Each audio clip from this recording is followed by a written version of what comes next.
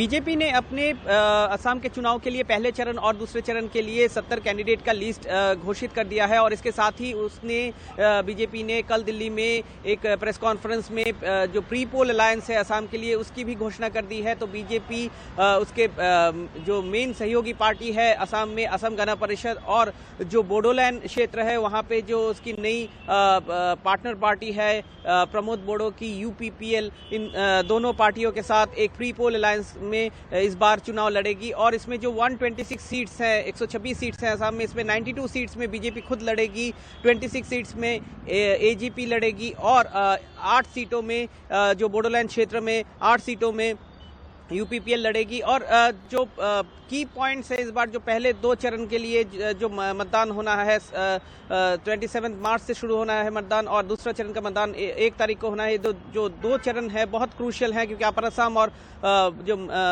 मध्य असम में चुनाव होने वाले हैं। और इस 2 चरण के लिए जो कैंडिडेट की सूची बीजेपी ने जारी की है इसमें जो 11 सिटिंग एमएलए को इस बार बैठाया गया है, नए चेहरों को, नए लोगों को टिकट दिया गया है। और इसमें जो नए लोग हैं इनमें 2 पूर्व कांग्रेस से आए हुए मंत्री भी है जो कि कांग्रेस में तरुण गोगोई के सरकार में मंत्री थे। ऐसे लोग जो हाल ही में बीजेपी में आए हैं, ऐसे भी लोगों को टिकट दिया गया है। 3 मुस्लिम कैंडिडेट हैं बीजेपी में इन 70 लोगों के बीच, 4 महिला कैंडिडेट हैं। मगर सबसे जो बड़ी बात है ये है कि मुख्यमंत्री सर्बानंद सोनोवाल अपने जो पिछली बार की कॉन्स्टिट्यूएंसी है माजुली, वहीं से ही चुनाव लड़ेंगे। और इससे भी बड़ी बात ये है कि इस बार बीजेपी ने इस चुनाव में कोई भी मुख्यमंत्री का कैंडिडेट डिक्लेयर नहीं किया है, मुख्यमंत्री का फेस डिक्लेयर नहीं किया है।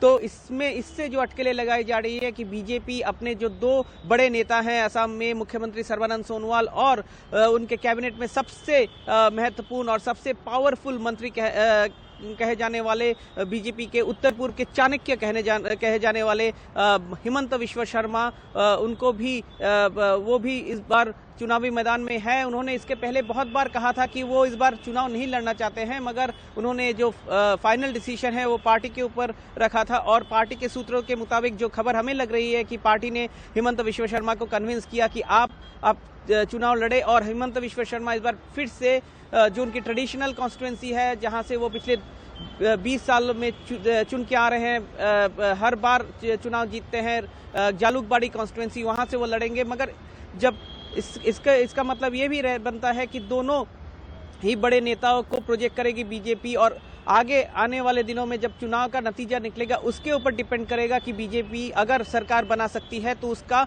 मुख्यमंत्री कैंडिडेट कौन रहेगा। तो लड़ाई जरूर रहेगी हिमंत विश्व शर्मा और सर्बानंद सोनोवाल के बीच। और इससे भी बड़ी खबर यह है कि जो सीट शेयरिंग हुई है बीजेपी और एजीपी के बीच, इसमें एजीपी ने अपने गढ़ माने जाने बहरमपुर सीट को बीजेपी को दे दिया है। और इसी सीट से पिछले 6 चुनाव में जीत के आए हैं 2 बार के असम के मुख्यमंत्री रह चुके प्रफुल्ल कुमार महंत। तो क्या एजीपी अपने जो फाउंडर है असम गण परिषद के प्रफुल्ल कुमार महंत, उनको इस बार चुनाव में डंप करने वाली है? क्योंकि जो पहले चरण और दूसरे चरण के जो सीट्स हैं एजीपी ने अपना कैंडिडेट का लिस्ट अभी तक घोषणा नहीं किया है। तो देखना ये पड़ेगा कि महंत जिनकी तबीयत भी बहुत नाजुक रही, उनको एयरलिफ्ट किया गया था दिल्ली में ट्रीटमेंट के लिए, अब उनकी सेहत थोड़ी अच्छी है और वो गुवाहाटी पहुंच चुके हैं।